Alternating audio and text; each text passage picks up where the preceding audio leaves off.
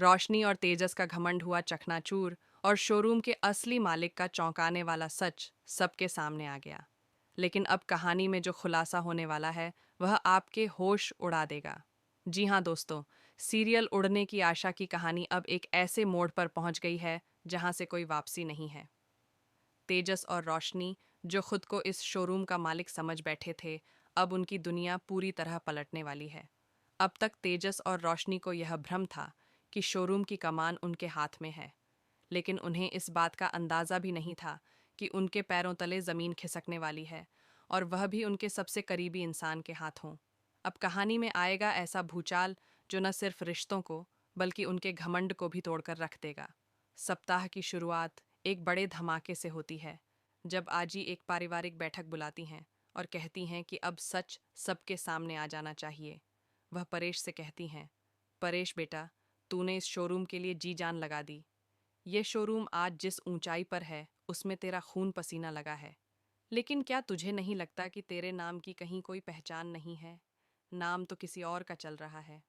परेश मुस्कुराकर जवाब देता है, आजी, मुझे नाम छुपाने की आदत है।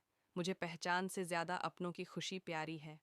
वहीं आजी रेणुका से कहती हैं, तू तेजस पर आंख बंद करके भरोसा मत कर। उसके इरादों में मुझे खोट दिख रहा है। डर है कि वह कुछ ऐसा न कर बैठे जिससे सब कुछ बर्बाद हो जाए।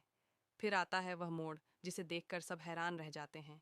आजी खुद अपने हाथों से शोरूम के कुछ पेपर्स रोशनी को देती हैं और कहती हैं, अब से यह जिम्मेदारी तेरी है। रोशनी खुशी से फूली नहीं समाती। वह घमंड में चिल्लाकर सबको सुनाती है, देखो, अब से इस शोरूम की मालकिन मैं हूँ। वह सचिन की तरफ देखकर कहती है, सचिन, अब तुम यह रूम खाली कर दो, क्योंकि अब मालिक तेजस है और मालकिन मैं हूँ। तुम्हारी अब यहाँ कोई जगह नहीं। सचिन चुपचाप सब देखता है, ना कोई जवाब, ना कोई सवाल। लेकिन कहानी में सबसे बड़ा धमाका तो अभी बाकी है। जैसे ही रोशनी उन दस्तावेजों को अलमारी में रखने जाती है, उसकी नज़र एक लाइन पर टिक जाती है, ओनर रजिस्टर्ड, सचिन। ये पढ़ते ही उसके चेहरे का रंग उड़ जाता है। वह कांपते हुए पेपर्स दोबारा पढ़ती है।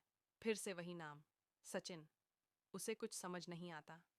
तभी सचिन धीरे धीरे कमरे में प्रवेश करता है और शांत स्वर में कहता है, क्यों रोशनी, उड़ गए ना होश? जो सपने देखे थे अब टूटने का वक्त आ गया है। तुम और तेजस बहुत आत्मविश्वास में घूम रहे थे, जैसे सब कुछ तुम्हारे नाम है।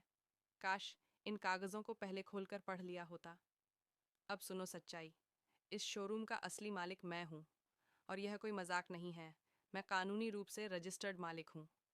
लेकिन कहानी यहीं नहीं रुकती। अब आता है वह ट्विस्ट जिसे जानकर सब दंग रह जाते हैं। सचिन आगे कहता है, जिस दिन तेजस ने मालिक से डील की थी, उसी दिन उन्होंने मुझे फ़ोन किया था। उन्होंने कहा कि अब उन्हें तेजस पर भरोसा नहीं रहा, क्योंकि पिछली डील में उसने धोखा दिया था। इसलिए उन्होंने शोरूम के सारे कागजात मेरे नाम ट्रांसफ़र कर दिए। उन्होंने मुझसे कहा था, मैंने इस दुकान को बच्चों की तरह पाला है, अब इसे सिर्फ ईमानदार हाथों में सौंप सकता हूँ, और वह हाथ तुम्हारे हैं सचिन। तेजस यहाँ कर्मचारी की तरह काम कर सकता है, लेकिन मालिक सिर्फ मैं रहूँगा। इतना ही नहीं, सचिन एक और खुलासा करता है।